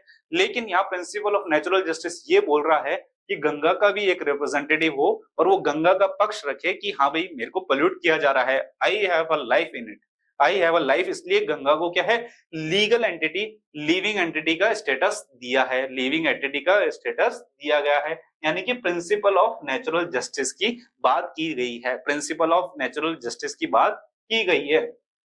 किसके, जैसे आप एग्जांपल लिख सकते हो गंगा पोल्यूशन में, यानी कि समान अवसर दिया जाए, समान, MC Mehta right to life and free environment, MC Mehta case article 21 right to life, ठीक है, article 21 right to life and personal liberty में आपका आता है right to life and clean environment भी इसमें आएगा, ठीक है, right to life and clean environment, ठीक है। ये दो केस थे आर्टिकल 21 से फेमस केस लॉस थे, एक था आपका मेनका गांधी वाला और एक आपका, ठीक है, और एक था आपके एमसी मेहता केस। और इसी में एक चीज और निकल के आई, वो आपके आके निकल के आई doctrine of absolute liability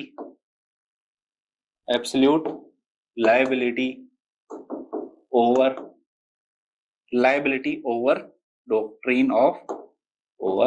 doctrine of strict liability।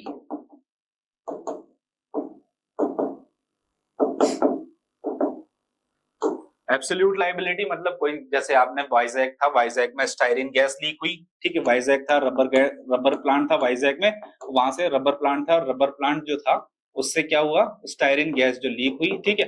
अब या फिर भोपाल गैस ट्रेजेडी सबसे कॉमन एग्जांपल ले लो, ठीक है, भोपाल गैस ट्रेजेडी, ठीक है, भोपाल गैस ट्रेजेडी का एग्जांपल ले लो आप,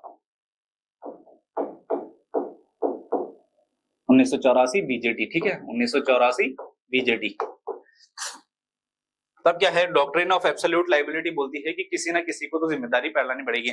स्ट्रिक्ट लायबिलिटी ये है कि आप उस पर पनिशमेंट वगैरह कुछ ठहरा रहे हो, ठीक है, कोर्ट में जाएगा, हो सकता है वो छूट जाए, हो सकता है वो उसकी कोई डिफेंस रख दे, बट एब्सोल्यूट लायबिलिटी सेज कि किसी ना किसी की तो अल्टीमेटली जिम्मेदारी तो ठहरानी पड़ेगी, क्योंकि गैस लीक हुई, उससे लोगों को इफेक्ट हुआ, लोगों को प्रभावित हुए, जान गई, या ठीक है उनको दिक्कत आई, हॉस्पिटलाइज हुए, तो कैजुअलिटीज हुई, तो एब्सोल्यूट लायबिलिटी यानी किसी ना किसी को तो इसमें जिम्मेदार ठहराना पड़ेगा, एब्सोल्यूट लायबिलिटी बनती है। तो आप की टर्म्स में article 21 Maneka Gandhi doctrine right to life and clean environment, Maneka Gandhi, और इसमें क्लीन एनवायरनमेंट में जैसे अभी आप रिसेंट इश्यूज है आपके ग्रीन क्रैकर्स का, ठीक है, दिवाली आई, दिवाली के पास में ग्रीन क्रैकर्स का जो इशू बनता है उसको भी आप इसमें एड ऑन कर सकते हो। इस तरीके से जब आप एग्जांपल्स को, करंट के एग्जांपल्स को लिंक करोगे तब आप देखना कि स्कोर ऑटोमेटिकली बूस्ट हो जाता है। प्रिंसिपल ऑफ नेचुरल जस्टिस आपको फॉलो करना है, environmental possibilism versus anthropocentrism, environmental determinism की बात करनी है, ठीक है। डीप इकोलॉजी की अभी अपने लैंड एथिक की बात करी, लैंड एथनिक की बात करी कि लैंड केवल एक मियर ऑब्जेक्ट नहीं है बल्कि रिच सोर्स ऑफ एनर्जी है। और इसके बाद डीप इकोलॉजी है, अगेन अ टर्म है, इसके भी क्या है 8 प्रिंसिपल्स है, 8 प्रिंसिपल्स है, क्विकली आप इसको नोट डाउन कर लीजिए ताकि आपका डिक्शनरी अगेन एनरिच हो गए। The well-being and flourishing of human and non human life on earth have value in themselves. These values are independent of the usefulness of the non-human world for human purposes. The well-being and flourishing of human and non-human life on earth have value in themselves. Richness and diversity of life forms contribute to the realization of these values.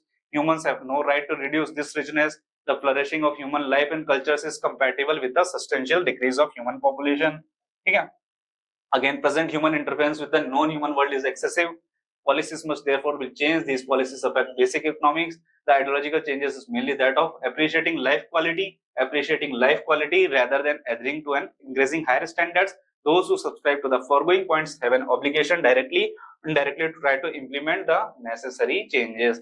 यानी कि आपको बस ये है, deep ecology कोई environment जिसका कोई subject रहा होगा तो वहां पे पढ़ा होगा, इन जनरल अपने को नहीं जाना, अपने को डीप इकोलॉजी है और उसमें जो एनवायरनमेंट और ह्यूमन के रिलेशन है और ह्यूमन किस तरीके से एनवायरनमेंट को डिग्रेड कर रहा है, उनकी एग्जिस्टेंस की बात कर रहा है, उस चीज को फोकस करते हुए हमको अपना आंसर लिखना है। और हमको केवल लैंड एथनिक हो गया लियो, ठीक है, लियो एल्पोल्ड का, और इसके साथ साथ में डीप इकोलॉजी जो टर्म्स हो गई, इसको आपको सिर्फ इन्वर्टेड में या अंडरलाइन करके लिखना है एग्जाम में। एग्जांपल्स और देख लेते हैं। To balance the development and environment the policy makers have established institutes like NGT. NGT आपको पता है नेशनल ग्रीन ट्रिब्यूनल 2010 में स्टैट्यूटरी बॉडी है जिसको बनाया गया था। Central pollution board, national Ganga river basin authority, national biodiversity authority, also environmental impact assessment, EIA impact assessment जो था उसमें कुछ इशू भी था जिसको ड्राफ्ट EIA को लेकर यूपीएससी ने मेंस पे भी क्वेश्चन पूछा था, और फर्स्ट टाइम ऐसा हुआ था जिसपे ड्राफ्ट पॉलिसी पर क्वेश्चन पूछा गया था, क्योंकि draft policy is not in a final stage but ये एक इंटरमीडिएटरी स्टेज होती है, इंटरमीडिएटरी स्टेज है। It is not finalised, but यहाँ पर कुछ ऐसे इश्यूज थे, यहाँ पर कुछ ऐसे इश्यूज थे जिसकी वजह से EIA पे क्वेश्चन पूछा गया, ठीक है, कि क्लियरेंस बाद में देंगे, कम टाइम में क्लियरेंस देंगे, कहीं पे कुछ इशू है, लोगों को कुछ इशू है, यानी कि ये कॉर्पोरेट पॉलिसीज को ज्यादा फेवर कर रहा था, कैपिटलिस्ट मार्केट को ज्यादा फॉलो कर रहा था। एनवायरमेंट इंपैक्ट असेसमेंट जो इसमें जो चेंजेस हुए हैं, ठीक है, is made mandatory for various projects such as mining, manual thermal power plants, river valley infrastructure, roads, highways, ports, harbours, airports. जैसे अभी रिंग रोड का कंस्ट्रक्शन होगा तो इतने पेड़ काटने पड़ेंगे, तो वहां पे आप कैंपा भी लिख सकते हो, कंपल्सरी फॉरेस्टिंग वाला जो है ना, कैंपा फंड बनाना पड़ता है, कंपल्सरी एफोरेस्टेशन वाला। काफी आपने एनवायरनमेंट के इश्यूज देखे हैं, उनको बस आपको इसमें लिंक करके लिखना है ताकि अपना आंसर स्ट्रांग हो जाए, ठीक है, अपना आंसर हो जाए, अपना आंसर हो जाए, ठीक है। सिमिलरली जो वेस्ट ट्रीटमेंट होता है उसके बारे में अपने को देखना है, जो वेस्ट ट्रीटमेंट है उसको भी अपन को देखना है। रिसाइकल, रीयूज, रिफ्यूज, रिड्यूस आप यूज कर सकते हो, recycle, refuse, reuse, reduce, 4 hours, या आप देख सकते हो सस्टेनेबल डेवलपमेंट के जो ट्रीटीज है वो देख सकते हो, पंचामृत जो फॉर्मूला है उसको लिख सकते हो, इंडिया नेशनली डिटरमाइंड कॉन्ट्रीब्यूशंस है उसको आप लिख सकते हो, ठीक है, क्लाइमेट चेंज के आप डायग्राम बना सकते हो, इन सब चीजों को, डीप इकोलॉजी को आप कर सकते हो, लैंड एथनिक को, जो आपके डैम रिप्लेसमेंट है, डैम रिहेबिलिटेशन वाला है, और उससे भी क्वेश्चन आया हुआ है, केस स्टडी आई भी है कि आपको कहीं पे जाना है, जैसे आपको डैम उसको क्लियरेंस करवाना है, वहां की जो ट्राइब्स है वो काफी समय से वहां पे रह रही है, ठीक है, अब आप उसको वहां से हटाओगे तब आपके पास क्या क्या ऑप्शंस रहेंगे, किस तरीके से आप उनसे डील करोगे, और ये सिचुएशंस आती है, ये सिचुएशन सामने आती है, ठीक है। तो हमारे पास मीडिया एथिक्स हो गया, कॉर्पोरेट गवर्नेंस हो गया, एनवायरमेंटल एथिक्स हो गया, बायोटेक्नोलॉजी एथिक्स पे हम आ जाते हैं, ethics of biotechnology. Ethics of biotechnology यानी कि जो टेक्नोलॉजी का यूज है बायोलॉजिकल डिपार्टमेंट में, ठीक है, बायोलॉजिकल डिपार्टमेंट में वो बायोटेक्नोलॉजी है, और उसमें ethical issues, common ethical issues अगर आपको देखे तो एक ही बार में समझोगे। जैसे वैक्सीन का जो ट्रायल्स होता है वो हम लोग क्या करते हैं, जैसे ह्यूमंस पे करते हैं, ठीक है, ह्यूमंस पे करते हैं या फिर किसी जानवर पे करते हैं, तो जो वैक्सीन ट्रायल है अपने आप में वो भी एक अपने आप में एक एथिकल इशू है। यूथेनेशिया हो गया, ठीक है, स्टेम सेल थेरेपी हो गई, स्टेम सेल वाला हो गया, स्टेम सेल से रिजुविनेट होता है, तो जो फीटस होता है, एम्ब्रियो जो होता है वो डिस्ट्रॉय हो जाता है, एंड्रियो जो होता है, एम्ब्रियो जो होता है वो डिस्ट्रॉय हो जाता है। वैक्सीन को लेकर आपने देखा, ठीक है, वैक्सीन को लेकर आपने देखा क्या कि इंटरनेशनल एथिक्स में भी हम उसको इस्तेमाल करेंगे, वैक्सीन डिप्लोमेसी को, और साथ ही साथ में जो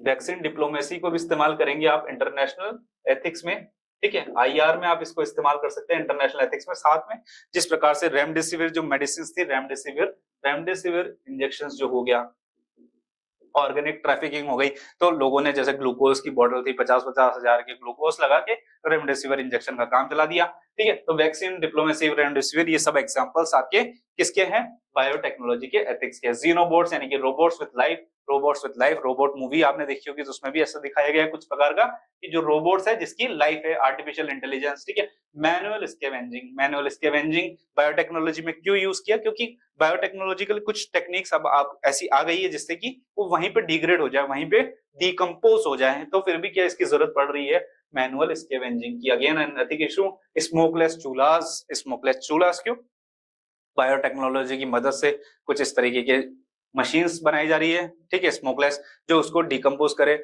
उसकी जो कार्बन जो एमिशन है उसको रोक सके, ठीक है। वहीं क्या है, दूसरी तरफ जेंडर एथिक्स जुड़े हुए हैं, ठीक है। अपोजिट में क्या है, कहीं ना कहीं इशू चल रहा है, ऑपोजिट में क्या है, इशू चल रहे हुए हैं, ठीक है। बायो टेररिज्म, बायोलॉजिकल वॉरफेयर, ठीक है, बॉम्ब्स इस तरीके से बनाया जाए, bio terrorism again an issue.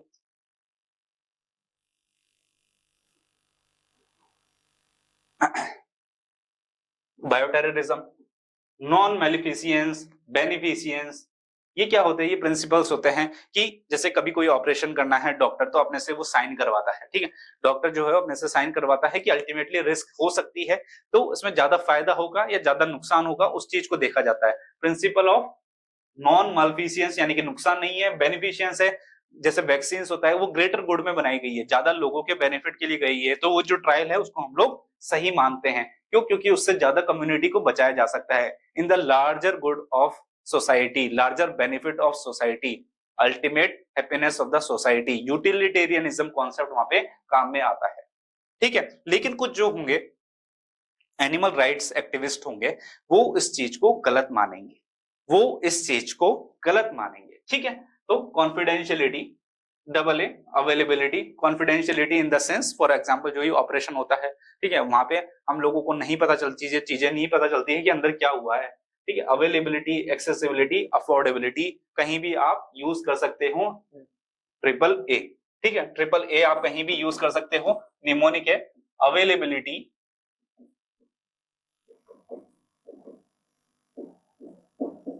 Accessibility, affordability.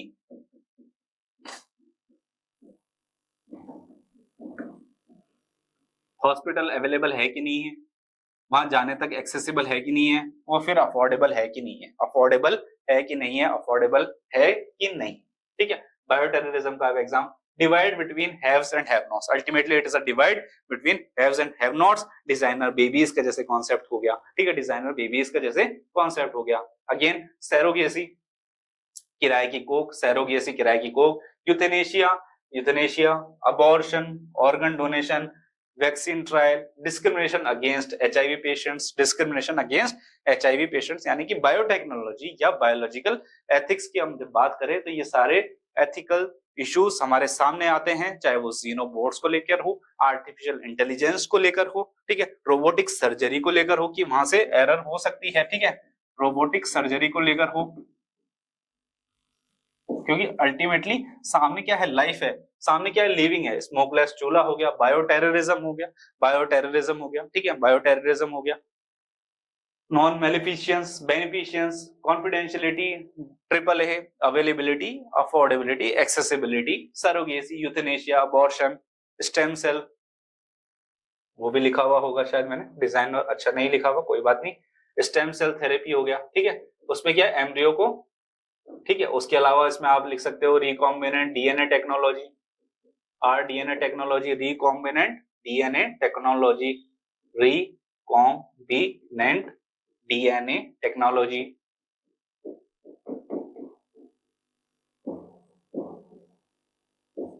Divide between haves and have nots, designer babies,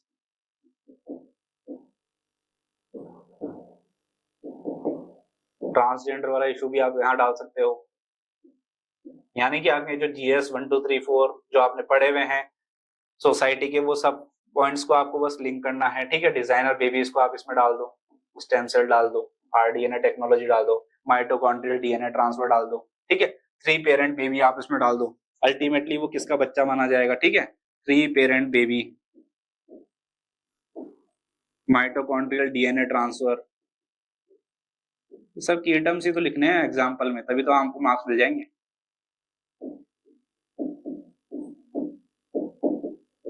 mitochondrial, pro nuclear transfer, ये सारी चीजें हैं, साइंस टेक में आपने पढ़ी होगी। प्रो न्यूक्लियर ट्रांसफर, सब में बायोटेक्नोलॉजी, सब में एथिकल इश्यूज इंक्लूड है। साथ में आप जीएम क्रॉप्स लिख सकते हो, जेनेटिकली मॉडिफाइड, क्यों, क्योंकि इसका जो सीड रिप्लेसमेंट रेशियो होता है उसको लेकर इशू है, ठीक है, सीड रिप्लेसमेंट रेशियो को लेकर इशू है जीएम के किसको लेकर इशू है, सीड रिप्लेसमेंट रेशियो को लेकर इशू है। अब सीड रिप्लेसमेंट रेशियो क्या है, कितनी हाइब्रिड सीड होती है, वो क्या होती है, इनफर्टाइल होती है, ठीक है, वो दोबारा से उग नहीं सकती, तो उसके लिए 100% सीड रिप्लेसमेंट रेशियो होता है, यानी कि आपको कंपनी से वापस खरीदना ही पड़ेगा, फिर अपनी ओरिजिनलिटी जो होता है वो लूज कर देगा। फॉर एग्जाम्पल अगर आप बासमती राइस जो है वो आपका लोकल प्रोडक्ट है, ठीक है, उसकी अलग एरोमा है, सुगंध है, लेकिन अगर आप ओरिजिनलिटी है, अगर आप उसको जीएम मॉडिफाइड कर देते हो तो वो उसको लूज कर देगा। कल को यही क्या बन जाए, एक बीड बन जाए, ठीक है, एक बीड बन जाए, एक प्रीडेटर बन जाए, तब उसका क्या करोगे, ठीक है, आप उसको कैसे रोकोगे, it can turn to be a bead और प्रीडेटर। तो ये सब चीजें है जीएम के, जेनेटिकली मॉडिफाइड जो है GM crops, genetically modified crops जो है उनके भी आपके सामने इशू आते हैं, ठीक है, जेनेटिकली मॉडिफाइड के भी इशू आते हैं, ठीक है। तो ये सब चीजें भी आप जेनेटिक एथिक्स ऑफ बायोटेक्नोलॉजी में आराम से लिख सकते हो, एथिक्स ऑफ बायोटेक्नोलॉजी में लिख सकते हो, एथिक्स ऑफ बायोटेक्नोलॉजी में लिख सकते हो, ठीक है। इसी प्रकार से अब अपन इंटरनेशनल एथिक्स पे चलते हैं। अल्टीमेटली क्या कर रहे हैं, वो ऑब्जेक्टिव आपको क्लियर होना चाहिए, ultimately what we are doing, ठीक है, वो ऑब्जेक्टिव आपको क्लियर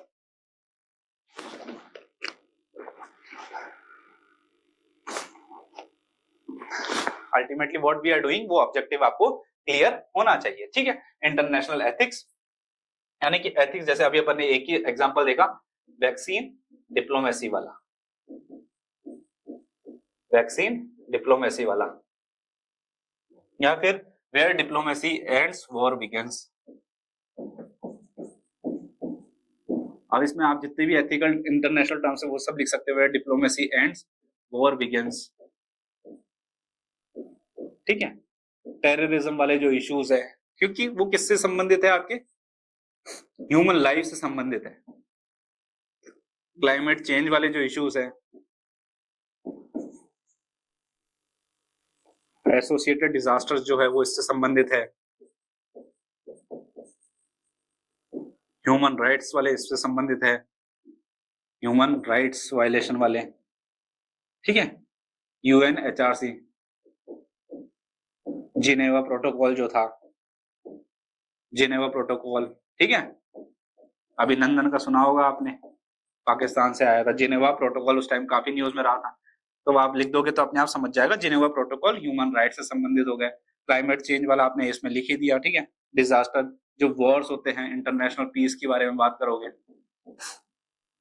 इंटरनेशनल पीस के बारे में जब भी आप बात करोगे तो ये आप लिख सकते हो। इंटरनेशनल पीस में आप बात करोगे तो फिर वॉर्स, और आप रिसेंटली तो आप देख ही रहे हो, ठीक है, इजराइल हमास, ठीक है, इजराइल हमास हो गया, यूक्रेन हो गया, यूक्रेन रशिया हो गया। क्यों? क्योंकि एथिक्स ऑफ वॉर है। और नॉर्थ ईस्ट जैसे है, नॉर्थ ईस्ट में है ट्राइबल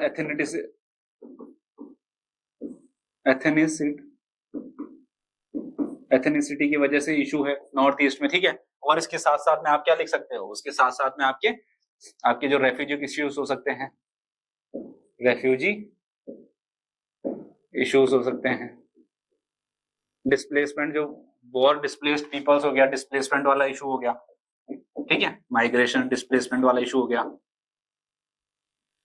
कॉर्पोरेट एथिक्स भी हम लोगों ने इसमें देख लिया है, कॉर्पोरेट एथिक्स भी हम लोगों ने कि किस प्रकार से गाफा टैक्स जो है, कॉर्पोरेट एथिक्स की भी हम लोग बात कर सकते हैं, वर्ल्ड ट्रेड ऑर्गेनाइजेशन की बात कर सकते हैं, आईएमएफ के लोन्स के बारे में बात कर सकते हैं, वर्ल्ड बैंक के लोन्स के बारे में बात कर सकते हैं। ह्यूमैनिटेरियन अप्रोच रखता है, ठीक है, वर्ल्ड बैंक जो हो गया, आईएमएफ हो गया, डब्ल्यूटीओ हो गया, किस प्रकार से ह्यूमैनिटेरियन अप्रोच रखते हुए लोन्स देता है, कई प्रोजेक्ट्स चलाता है, जैसे अटल भूजल योजना अपनी फेमस है, अटल भूजल योजना वर्ल्ड बैंक की यहाँ चल रही है, कई प्रोजेक्ट्स यहाँ पे चल रहे हैं। तो ये सारे इंटरनेशनल एथिक्स में है।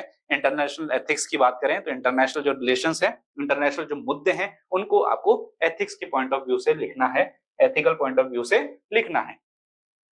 ये सबसे अच्छी कोटेशन मुझे लगती है कि एपीजे कलाम साहब की। क्यों इंटरनल एथिक्स में? क्योंकि इस कोटेशन में कई अच्छे टर्म्स आएंगे कि when there is righteousness in the heart there is beauty in the character, where there is righteousness in the heart there is beauty in the character, where there is beauty in the character there is harmony in the home, when there is harmony in the home there is order in the nation, when there is order in the nation there is peace in the world। यानी कि जो world में जो शांति की व्यवस्था करी, world में शांति स्थापना, पीस स्थापना की जो बात करते हैं, तो वो स्टार्टिंग कहां से हो रही है? when there is righteousness in the heart, यानी कि इंडिविजुअली व्यक्ति जब सही है तो, और यहाँ पे खूब सारे टर्म्स यूज हो रही है, क्या राइटियसनेस यूज हो रही है, कैरेक्टर वर्ड यूज हो रहा है, हार्मनी यूज हो रहा है, ऑर्डर यूज हो रहा है, ठीक है, ऑर्डर यूज हो रहा है, पीस यूज हो रहा है। तो जब भी कभी कुछ बात होती थी या कोटेशन होती थी तो मैं इस कोटेशन का फेमस बार बार यूज करता था। क्यों? क्योंकि ये बहुत जगह मुझे हेल्प करती थी। तो इस तरीके की कोटेशंस, जैसे अभी अपन ने एजुकेशन की देखी, रविंद्रनाथ टैगोर जी की, स्वामी विवेकानंद जी की, ये देखी, गांधी जी की देखी, कि it is not the court of justice but court of conscience. आपकी अंतरात्मा की आवाज क्या बोलती है? There is enough for one's need but not for one's greed, ठीक है। Where diplomacy ends war begins, Winston Churchill की है। तो ये सब कोटेशंस को आप मिक्सअप करके यूज करो, आंसर्स को रिच बनाओ, तभी आपका आंसर अच्छा भी बनेगा और स्कोरिंग भी बनेगा। बस आपका जो बेसिक है वो आपको पता होना चाहिए, और बेसिक हमारा यही है एथिक्स में, एथिकल डिसीजंस में, कि एक होता है एंड्स बेसिस पे, एक होता है मीन्स बेसिस पे, यानी कि एक होता है आपकी जो कर्म के आधार पर, एक्शन के आधार पर, और एक होता है आउटपुट के आधार पर। अल्टीमेटली आपको दोनों के बीच में जस्टिफाई करना होता है, जस्टिस स्टैब्लिश करना होता है, that is ethics. Where there is righteousness in the heart, there is beauty in the character. When there is beauty in the character, there is harmony in the home. When there is harmony in the home, there is order in the nation. When there is order in the nation, there is peace in the world. ठीक है, तो कलाम साहब की famous quotation है, तो सुषमा स्वराज ने भी इसको कोटेशन को जिक्र किया था और ये क्वेश्चन यूपीएससी में भी आ चुका है। ये question quotation based question UPSC में आ चुका है। वहां आप इंटरनेशनल एथिक्स जो अपन ने एग्जांपल दिए हैं उन एग्जांपल्स का इस्तेमाल करो और आप देखो कि आपका आंसर कितना अच्छा बन जाएगा। ठीक है, तो ग्लोबल एथनिक कंसर्न्स कौन से हो रहे हैं? Ethical questions and dilemmas whether of individual that arise in view of economic, technological, legal, political, social and cultural globalisation. Global ethics expand upon personal and professional ethics. ठीक है, और इसमें कौन कौन से आ रहे हैं? Areas and debates, social justice, ठीक है, social justice, human rights, caring for the environment across nation borders, social responsibility and accountability and interdependence gain through encompassing a world view। ठीक है, जितने अभी जैसे ग्रुपिंग्स बन रहे हैं, G7 हो गया, आसियान हो गया, ब्रिक्स हो गया, एससी हो गया, उनकी कुछ सिमिलैरिटीज हैं जिसकी वजह से वो कुछ आइडियोलॉजिकली सिमिलर है जिसकी वजह से वो इकट्ठा हो रहे हैं। ठीक है, कुछ उनके इकोनॉमिक इंटरेस्ट है जिसकी वजह से वो इकट्ठा हो रहे हैं, चाहे वो ब्रिक्स हो गया, चाहे वो अपने G4 हो गया, G7 हो गया, G77 हो गया, जो भी है। ठीक है, आपके ये सारे क्या है, कुछ ना कुछ किसी ना किसी इकोनॉमिक बेसिस पे इनका रूट कॉज है जिसकी वजह से ये आपस में जुड़ रहे हैं, आपस में जुड़ रहे हैं, वो सब चीजें अपन इसमें देख सकते हैं। ठीक है, सिग्निफिकेंस ऑफ इंटरनेशनल एथिक्स, वो आप सिग्निफिकेंस है आराम से पीपीटी में देख लीजिएगा, इसको पढ़ लीजिएगा, नोट डाउन कर लीजिएगा। सिग्निफिकेंस एज सच क्या है कि अपने को अपने नेशन के इंटरेस्ट, सबसे इंपॉर्टेंट पॉइंट जो है वो है आपका national interest and unity and sovereignty of country. National interest और नेशनल इंटरेस्ट यानी कि आपका इकोनॉमिक इंटरेस्ट। ठीक है, इकोनॉमिक इंटरेस्ट, नेशनल इंटरेस्ट इनकी economic interest and unity, integrity and sovereignty. Unity, integrity and sovereignty ये आपकी जरूरी है, ये देश की जरूरी है। ठीक है, आगे पंचशील सिद्धांत हो गया, act east policy, look west policy, ये सब चीजें आप लिख सकते हो। एक्ट ईस्ट, लुक ईस्ट, ये सब चीजों को आप क्या कर सकते हो, लिख सकते हो। ठीक है, अभी अपन देख भी लेंगे। Common but differentiated responsibilities, common but differentiated responsibilities, again जो एनवायरमेंट, जो कन्वेंशंस होती है उसमें ये बोला जाता है कि सभी को अल्टीमेटली क्या है, जैसे टेम्परेचर राइज को प्रिवेंट करना है या एनवायरमेंट का कंजर्वेशन करना है, but differentiated in the sense कि जो जैसे जो डेवलपिंग स्टेज में है उनकी अलग रिस्पॉन्सिबिलिटी है, जो डेवलप्ड नेशंस है उनकी अलग रिस्पॉन्सिबिलिटी। आप समझ रहे, डेवलप्ड है वो ऑलरेडी डेवलप हो चुके हैं, ठीक है, तो उनकी अलग तरीके की रिस्पॉन्सिबिलिटी, अलग तरीके के कॉन्ट्रीब्यूशंस है। ठीक है, जो डेवलपिंग स्टेज में है उनके पास यंग पॉपुलेशन है, जैसे इंडिया है, डेमोग्राफिक डिविडेंड है, यंग पॉपुलेशन है, तो अभी क्या करेगी वो अपने रिसोर्सेज का फुल यूटिलाइजेशन करेगी, रिसोर्सेज का मैक्सिमम यूटिलाइजेशन करेगी, रिसोर्सेज का फुल यूटिलाइजेशन या रिसोर्सेज का मैक्सिमम यूटिलाइजेशन वो करेगी। तो ये चीजें अपन को देखनी है कॉमन बट डिफरेंशिएटेड रिस्पॉन्सिबिलिटी में। ठीक है, international aids during natural disasters, example India support during Nepal earthquake और वैक्सीन ट्रायल्स, ये सब देख सकते हो। Development aid by IMF, world bank is also guided by ethical principles, ये सब चीजें अपन देख सकते हैं। ठीक है, ethical challenges in international affairs, ethical challenges क्या है? Rising inequality due to globalisation pushed by developed countries and international institutions. तो राइजिंग इनइक्वालिटी पहला एक हो गया सवाल, ड्यू टू ग्लोबलाइजेशन, ग्लोबलाइजेशन उससे मेन चीज क्या है, कंज्यूमरिस्ट इकोनॉमी बनती जा रही है।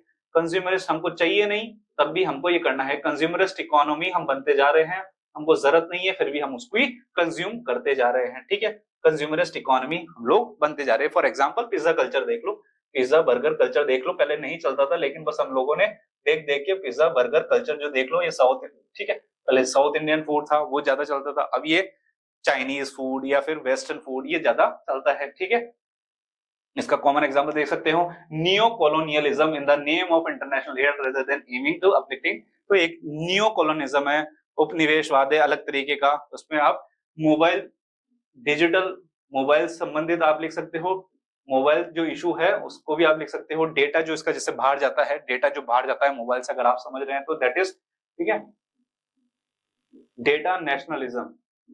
ट्विटर नेशनलिज्म आता है ना, data nationalism, data monarchs, data monarch England जो इसका डेटा इकट्ठा कर रहा है, डेटा मोनार्क, डेटा इंपेरियलिज्म, ये सब की टर्म्स आप लिख सकते हो, क्रिएट कर सकते हो। वो क्या रहा है, वाकई में ये चीज हो रही है कि अपना डेटा है वो बाहर जा रहा है और उसके अकॉर्डिंग अपनी प्रेफरेंसेस बाहर जाती है। अगेन मार्केट पूरा डिस्टॉर्ट हुआ जा रहा है। International diplomacy is guided by narrow national interest rather than common global agendas। ठीक है, for example terrorism is still not defined internationally. There is a concept of good terrorist and bad terrorist. Again ठीक है, जब हम concept of goods and means की बात करेंगे वहां पे भी हम लोग ये देखेंगे। डॉक्ट्रिन ऑफ प्रोपोर्शनलिटी का इस्तेमाल करेंगे, ज्यादा बेनिफिट ऑफ ज्यादा नंबर ऑफ पीपल। ठीक है, इतने सारे डॉक्ट्रिन्स है। डॉक्ट्रिन ऑफ प्रोपोर्शनलिटी, इससे पहले हमने डॉक्ट्रिन ऑफ नेचुरल जस्टिस देखा और डॉक्ट्रिन ऑफ एब्सोल्यूट लायबिलिटी हमने देख चुके हैं। ठीक है, प्रोपोर्शनलिटी, नेचुरल जस्टिस हम लोगों ने देख चुके हैं, तो आपके ये सब ध्यान में रहने चाहिए, रिवीजन करते रहना चाहिए। एब्सोल्यूट लायबिलिटी हम लोगों ने देखा है। एब्सोल्यूट लायबिलिटी, किसी ना किसी की जिम्मेदारी, दोनों पक्षों को सुनना। ठीक है, doctrine of severability, doctrine of pith and substance, ये सब आप और पॉलिटी में पढ़ोगे, पॉलिटी में पढ़ लोगे। यानी कि टेररिज्म को अभी भी इंटरनेशनली डिफाइंड नहीं किया गया है, कहीं ना कहीं नहीं किया है। Climate change, ozone layer depletion, Antarctica Arctic ice melting, उसका अपन ने डायग्राम देख लिया है। International relations can be analysed from 3 points view. तीन पॉइंट्स कौन कौन से हैं? How Nations behave towards one another और reasons. One may study international relations normatively to prescribe desirable kinds of behavioral. Finally, international relations can be studied for advising governments on how best to conduct foreign relations। यानी कि international relations किस तरीके से, तीन नजरिए हैं, हमको उनमें नहीं पढ़ना है, हमको हमारे इश्यूज पता होने चाहिए इंटरनेशनल इश्यूज में, इंटरनेशनल एथिक्स में। और अगर ये भी है तो किस तरीके से अपना बिहेवियर रहना चाहिए गवर्नमेंट का, किस तरीके से अपना नजरिया रहना चाहिए और किस तरीके से जो डिफाइंड है उसके अकॉर्डिंग अपन को चलना चाहिए। ठीक है, कि डिप्लोमेटिक रहना है तो डिप्लोमेटिक रहना है, अदरवाइज वॉर होगा ही, अदरवाइज वॉर होगा ही। तो उसमें जैसे अपने पास है no first use policy. Nuclear के केस में क्या है अपने पास? No first use policy. ठीक है, इंटरनेशनल एटॉमिक एनर्जी एजेंसी आपने सबने नाम सुना होगा। ठीक है, जो आपने एटॉमिक्स को रिलेट करती है, और उसमें अपने पास है additional protocol. Additional protocol concept ये होता है कि सर जब इंडिया एनपीटी का या एनएसजी का हिस्सा नहीं है, इंडिया इस एनएसजी का हिस्सा नहीं है और न्यूक्लियर कैपेसिटी इंडिया के पास न्यूक्लियर नहीं मिलता है यहाँ पर, तो फिर हम लोग यूरेनियम नहीं मिलता, इन द रिच यूरेनियम नहीं मिलता, थ्योरियम ज्यादा मिलता है इंडिया में। मोनाजाइट जो सैंड्स है, कोस्टल इलाका है, वहां पे थ्योरियम ज्यादा मिलता है, इसलिए हमारा 3 स्टेज न्यूक्लियर प्रोग्राम बना हुआ है थ्योरियम के बेसिस पर। 3 stage nuclear program based on thorium. तो जब यूरेनियम नहीं मिलता है, यानी कि न्यूक्लियर जो मेन मटेरियल है वो नहीं मिलता है, तो फिर हम लोग एनएसजी का तो हिस्सा है ही नहीं, फिर हमारे पास न्यूक्लियर कैसे इंपोर्ट होता है? तो उसकी वजह, उसके कारण क्या है, हम लोग देशों के साथ इंडिविजुअल ट्रीटी साइन करते हैं इंटरनेशनल एटॉमिक एनर्जी का जो एडिशनल प्रोटोकॉल है। यानी कि आइए हमारे यहाँ आइए और देखिए कि वो न्यूक्लियर जो है वो सिविल यूज कर रहा है, ये उसका जो मिलिट्री यूज हो रहा है, क्या बॉम्ब बनाने में यूज हो रहा है या फिर अपने यहाँ पे एनर्जी जनरेट करने में यूज हो रहा है। तो अल्टीमेटली इंटेंट देखना है। तो additional protocol international atomic energy agency का वो क्या कह रहा है कि इंडिया कहती है कि आप हमारे यहाँ आइए, जबकि ऐसा सभी देशों में ऐसा नहीं है। वो रेस्ट्रिक्ट करेंगे, वो ये नहीं जाएंगे कि आपका जो न्यूक्लियर है वो किस तरीके से कहाँ पे देखा जा रहा है। उसी का फिर अपन एथिक्स में देख सकते हैं न्यूक्लियर एनहांसमेंट। न्यूक्लियर एनहांसमेंट, ठीक है। तो ये सब चीजें अपन की टर्म्स है जो इंटरनेशनल एथिक्स में है, या फिर स्टार्टिंग में जो कोटेशन थी यूपीएससी में पूछ ली गई थी कि when there is righteousness in the heart, वहां पे भी इसका इस्तेमाल कर सकते हैं। तो moral roots of India's foreign policy. Moral roots of India's foreign policy. Moral roots क्या है इंडिया की फॉरेन पॉलिसी की? It was Jawaharlal Nehru who shaped India's foreign policy. Mahatma Gandhi's thinking and philosophy influenced greatly. India's foreign policy is based on Gandhian values of its freedom struggle. यानी कि इनके Gandhian freedom values पे है, बनी हुई है। अब Gandhian values कैसे? जैसे एक मान लो वसुदेव कुटुंबकम, ठीक है, वसुदेव कुटुंबकम। अभी पंचशील वगैरह सब बोलेंगे, रेस्पेक्टिंग सोवरेनिटी, टेरिटोरियल इंटीग्रिटी, ये सब देखेंगे। It was Gandhian ideas. It was Gandhian ideas that set the tone of India's foreign policy in the early decades of the independence. These were non-alignment or the right to follow an independent foreign policy and to decide foreign policy of merits. Policy of non-alignment. जबकि आज में क्या है? आज क्या है? आज अपने पास है strategic alignment. क्या है आज अपने पास? स्ट्रेटेजिक अलाइनमेंट, ना कि non alignment. We have strategic alignment because national interest, economic interest, sovereignty ज्यादा इंपॉर्टेंट है। Independent foreign policy to decide foreign merits, moral, diplomatic and economic support, struggle against colonialism, racialism and apartheid system। ठीक है, policy of segregation जो थी, policy of segregation जो थी, चाहे इन्होंने साउथ अफ्रीका में जो सीख किया है, ये लोग क्या कॉलोनियलिज्म, रेशियलिज्म और अपार्थाइड के उसके अगेंस्ट में है, हम लोग उसको स्वीकार नहीं करते हैं। Non violence and the quest for nuclear डिसआर्मामेंट, nuclear डिसआर्मामेंट की बात करता है, नॉन वायलेंस की बात करते हैं, ठीक है, अहिंसा की बात करते थे। गांधी प्रिंसिपल में क्या है? अहिंसा है। गांधी प्रिंसिपल को लिंक कर लो, इंटरनेशनल एथिक्स को लिंक कर लो, अब सब चीजें आपस में देखोगे तो सारे एग्जांपल्स लिंक होंगे, ठीक है। Non violence and the quest for nuclear, India's role as an international peace maker, ठीक है, India's role as UN peace keeping में भी आप काफी अच्छा खासा नंबर इंडिया भेजता है, ठीक है, यूएन पीस कीपिंग।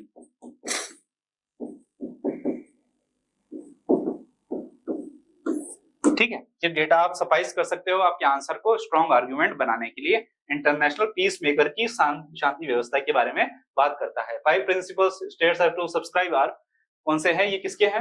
म्यूचुअल, इसके हैं अपने पंचशील सिद्धांत के साथ। हालांकि ये चाइना के साथ थे, लेकिन अपन इंडिया की फॉरेन पॉलिसी में जनरल यूज कर सकते हैं।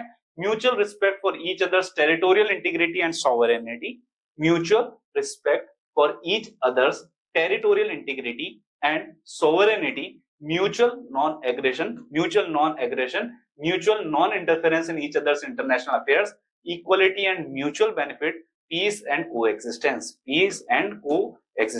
इस चीज के बारे में इंडिया के जो पंचशील सिद्धांत है, जो फॉरेन पॉलिसी है, वहां आप इन की टर्म्स का इस्तेमाल कर सकते हो। किन किन का? Mutual respect for territorial integrity and sovereignty, mutual non aggression, mutual non-interference in each other's international affairs, equality and mutual benefit, peace and coexistence,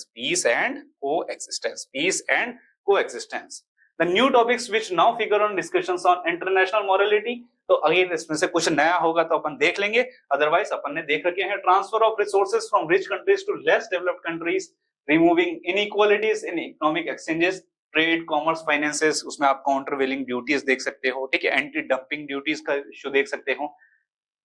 giving greater voice to developed countries in the working of international organisation, humanitarian assistance to countries in the grip of famine and immiseration, intervention in states which carry out genocide, ethnic cleansing और war on their own people, civil wars के example आप डाल सकते हो। Piece की जब बात करो, सिविल वॉर्स आप लिख सकते हो, ठीक है।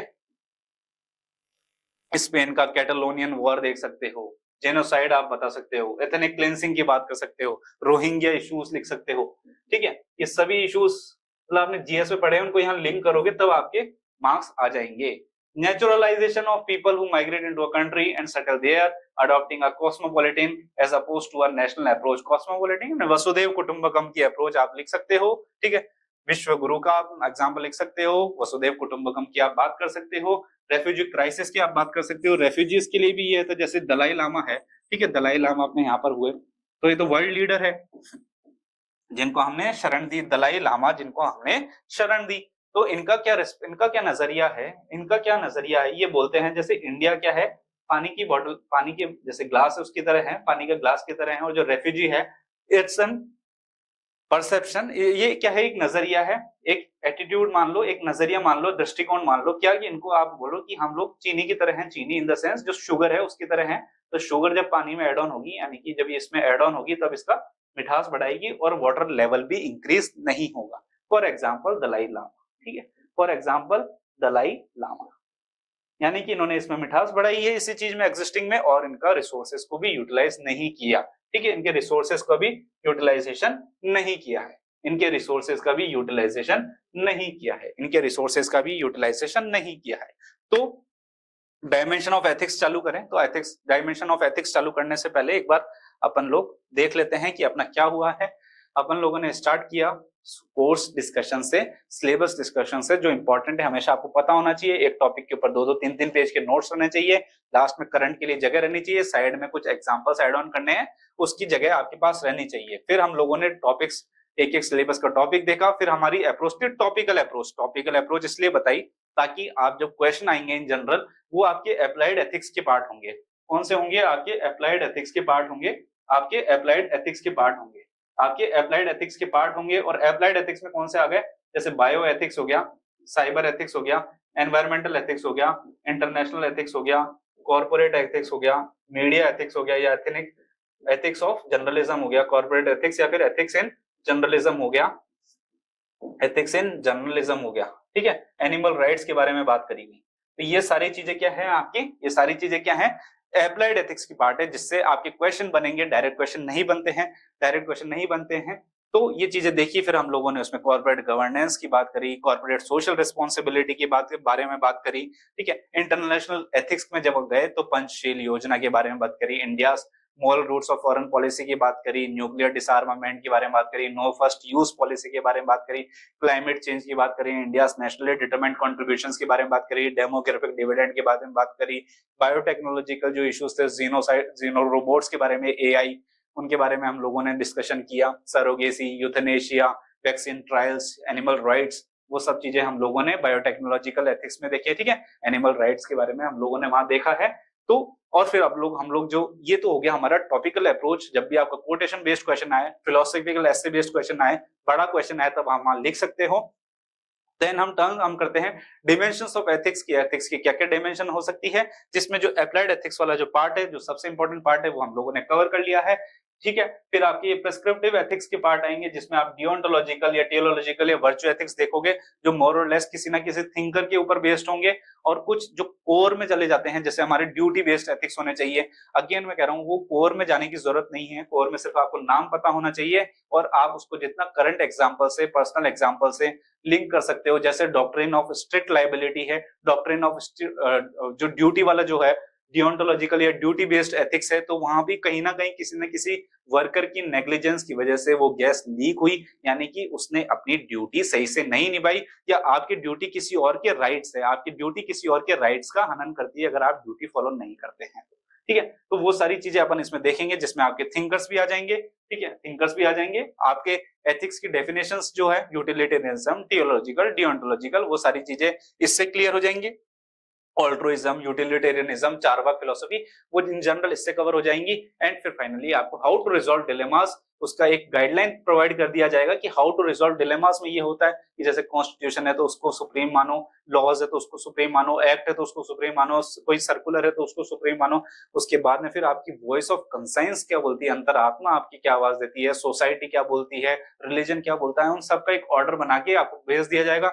आपको बता दिया जाएगा कि ये एक ऑर्डर है, इसको फॉलो करो, और अल्टीमेटली फिर उसके हिसाब से आपको जो बेस्ट लगता है वो करिए। सही गलत कुछ नहीं होता, there is nothing absolute right और रॉन्ग। आपको जो डिसीजन लेना है आपको वो जस्टिफाई करना पड़ेगा।